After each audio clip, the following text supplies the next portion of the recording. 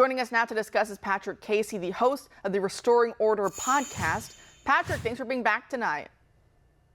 Yeah, it's unfortunate that I'm back on your show, which I quite like under these tragic circumstances, but there's a lot of important stuff to discuss related to the crash.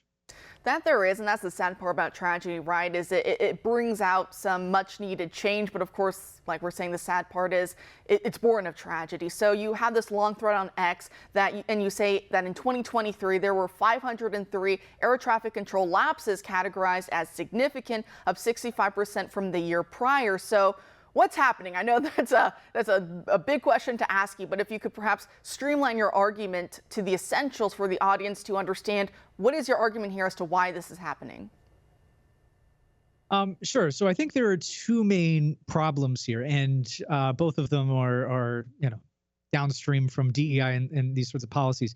One of the main ones when it comes to these lapses in air traffic control and incidents, potentially like the one we saw last night. We don't 100% know the cause of this tragic crash, but one of the main ones is these air traffic controllers. You see article after article, and you've been seeing these for years, saying that these air traffic controllers are overworked, they're understaffed. There's all sorts of problems in that regard. And the other part is that a lot of them just are not qualified.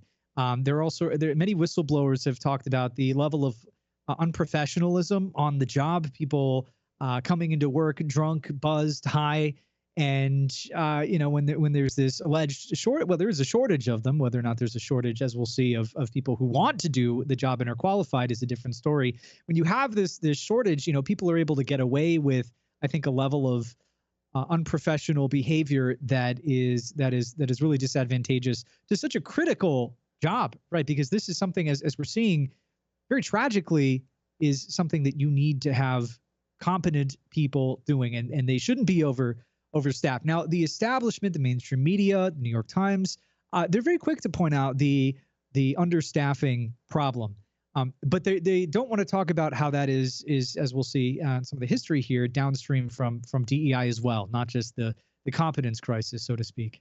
So then give us some of those nuts and bolts then. You start off in 2013, perhaps it started earlier, but at least 2013, Obama, I think, appointed to the FAA Michael Huerta. Can you talk about some of the changes that were made and how they have led to this staffing shortage? Sure. So in 2013, as part of the Obama administration's assault on meritocracy, on anything perceived to be right-wing conservative, what we would probably consider normal, Obama appointed a man named Michael Huerta to the position of FAA administrator.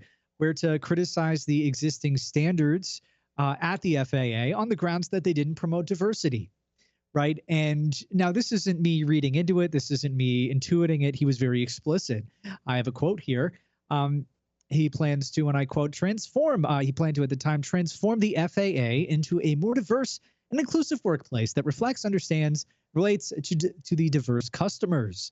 So in other words, the FAA was hiring too many men, too many heterosexuals, too many white people. I think there's some examples of Asians or other, the proverbial model minority groups being discriminated against, but it was primarily saying there were too many white guys in here. Okay, so when you cease to select for competence, what do?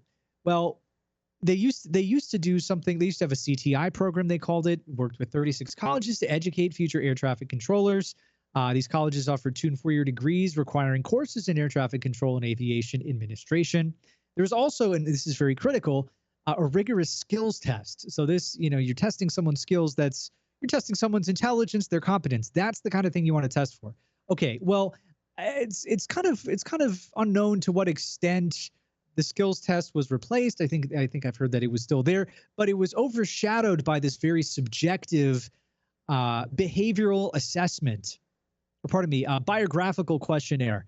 And it was kind of a behavioral assessment in a sense, but it basically asked applicants questions like, what sports did you play in high school? How would you describe your ideal job? What has been a major cause of your failures? So very subjective things. The idea that answers to these questions could tell you whether or not someone is qualified to become an air traffic controller, I think is frankly ridiculous. I think a skills test, testing people for skills that are relevant to that very critical job is the kind of thing that they should be doing. The Obama administration disagreed, so they opened it up to a more subjective hiring process.